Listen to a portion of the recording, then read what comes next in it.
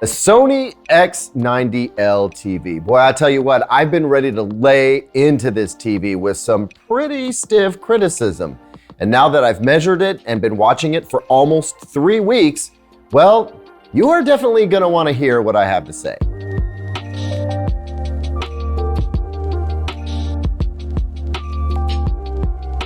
Welcome back, everyone. I'm Caleb Dennison, and today we're gonna talk about the Sony X90L TV. Let's begin with why I was ready to lay into this TV before I even got it out of the box. So the X90 series has long been Sony's value proposition TV. A lot of what there is to love about a Sony TV, like its processing and smooth motion, at a more attainable price than some of Sony's super premium options. But over the past 3 years or so, the X90 series has been an increasingly harder sell. And that's because Hisense and TCL have been turning out some great TVs that punch right up to the Sony X90 in terms of performance, in some respects even exceeding the Sony, while costing significantly less.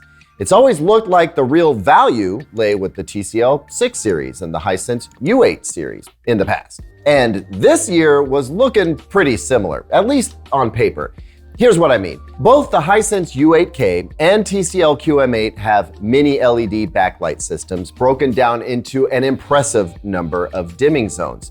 In theory, those mini LED backlights and high zone counts should provide high brightness while also having great black levels and reduced blooming and halo. The Sony X90L here uses a standard LED backlighting system, and not only that, but significantly fewer local dimming zones, about 80 or so for this 65-inch that we're reviewing today. On paper, or conceptually anyway, that makes it look like the TCL and Hisense competition have better tech for less money. But here's where things start to take a turn. The Sony X90 series has always been significantly more expensive than its Hisense and TCL counterparts. Last year, the 65-inch TCL R655 and Hisense U8H had street prices that came in about $250 lower than the 65-inch Sony X90K. This year, the difference between the 65-inch TCL QM8 and the Sony X90L is only $100. Though to be fair, the Sony is still about $200 more than the Hisense. But Hisense prices are just, it's not fair. Anyway, the price gap has now closed some. But on paper, it looks like the TCL QM8 and Hisense U8K's backlight systems are ready to just shame the Sony. Meanwhile, Sony is still out here sticking to this line it's been pushing about how it's not the size of the backlight system, it's how you use it. We can make juvenile jokes about that. But as good as Sony TVs have looked with what appear to be inferior backlight systems, last year's TCL and Hisense TVs had very impressive black levels, brightness, and reduced blooming and halo, whereas the Sony X90K, well, it did not. So you can see why, even though Sony increased the local dimming zone count for the X90K here and increased the number of backlights significantly, I was still skeptical and ready to read Sony the riot act because both the TCL QM8 and Hisense U8K have seemingly more advanced mini LED backlight systems. And I think a lot of folks just don't get why Sony can't use mini LED when these supposedly tier 2 brands are using that tech. Then I unboxed the TV and started watching it. And folks, I do have something to say about the little bit of blooming you will see on the Sony, but overall, step back and look at the big picture, the TV in its totality, and this Sony X90K TV not only looks fantastic for the price, but it's got picture quality elements that the TCL and Hisense competition just can't match.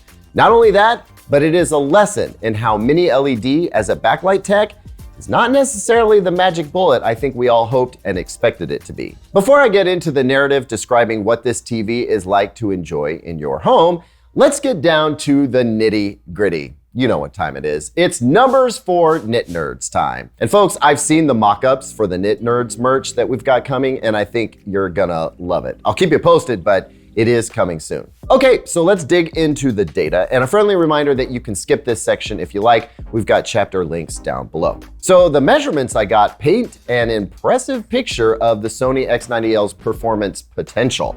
SDR white balance was outstanding, with both low luminance and high luminance readings coming in below a delta E of 2. And as a reminder, anything below 3 is great, not perceivable by the human eye.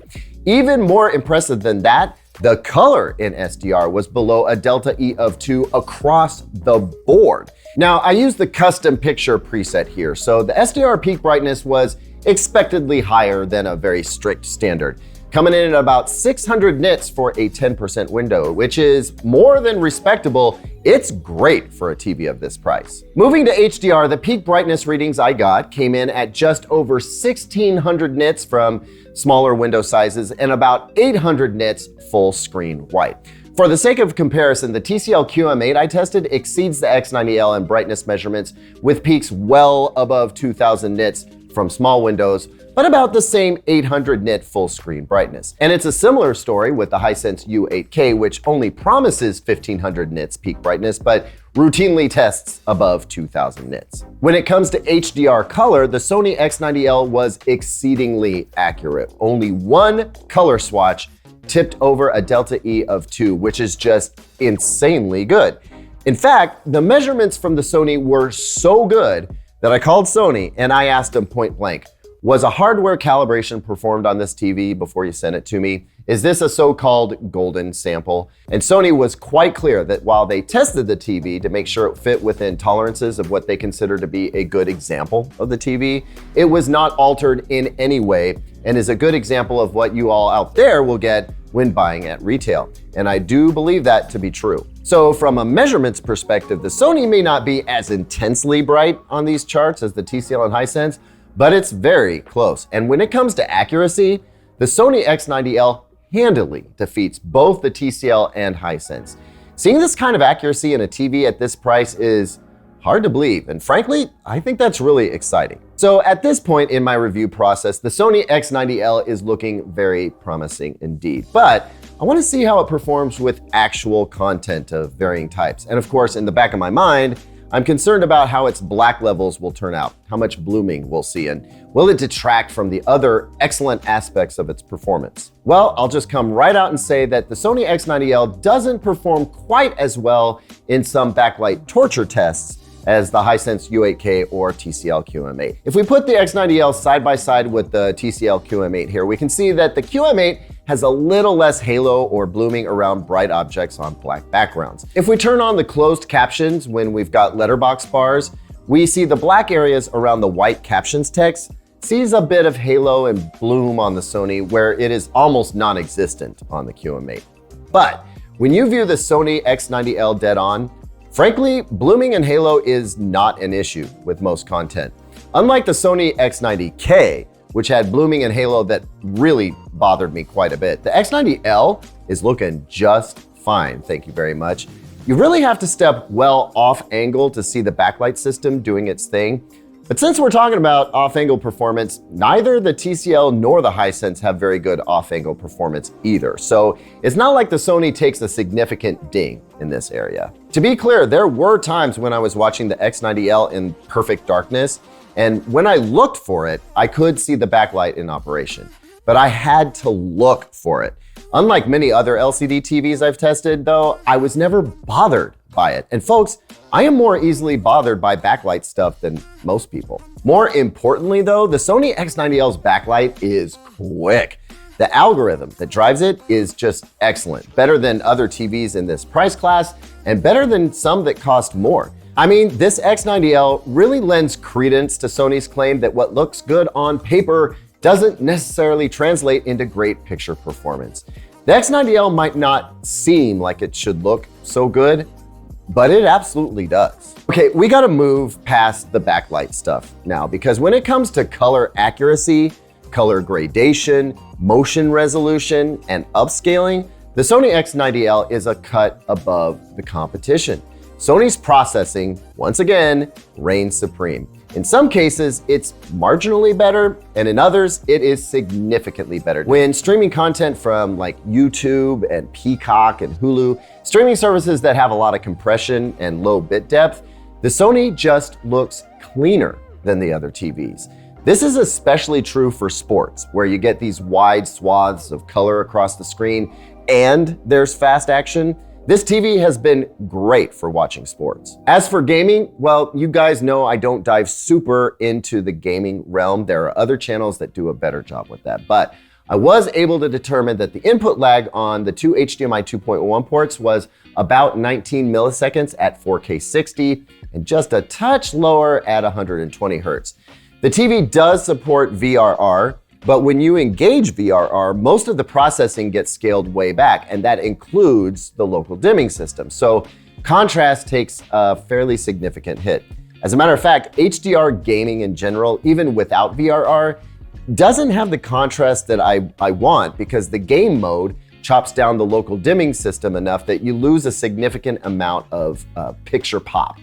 That's really the only instance in which the lack of mini LED backlight system shows through, honestly. The X90L isn't a bad gaming TV per se, it's just not as high performance as other TVs in this price class. It does have a nice gaming dashboard though, which is shared across the Sony line this year. As for sound, well, I'm gonna say get a soundbar if you can. The TV's legs allow two different heights of installation, the taller of which is enough to accommodate a low profile soundbar. Even one of Sony's basic bars is gonna really pump up the audio for this TV. The onboard audio is passable, but I got used to having this soundbar and I just couldn't go back at this point. Look, I think the takeaway for the Sony X90L is pretty clear. If you're a movie buff, if you're someone who values accuracy, you like to know you're seeing something as close to what the creator intended as possible, the Sony X90L is worth the extra $100 or $200. It doesn't muscle you with brightness all the time like the TCL QM8 does, but when it comes to HDR performance, the X90L puts its muscle where it counts. It results in a clean, dynamic, vibrant, and colorful picture with a lot of pop. In the past, it was hard for me to call the X90 series a great value. But now, with the X90L, I mean, this is one of the highest values in TV on the market, and not just for Sony. This is absolutely a shortlist TV for anyone, and definitely the best choice for budget-conscious videophiles. I highly recommend checking it out. I think when you see it in action, you'll know if it's for you. Thanks as always for watching, everyone. Are you as surprised by the X90L as I am? Let me know down in the comments. I'll be there with you when this video goes live. Please consider liking and subscribing to support the channel. I'll see you on the next one, and until then, here's two other videos I think you might like.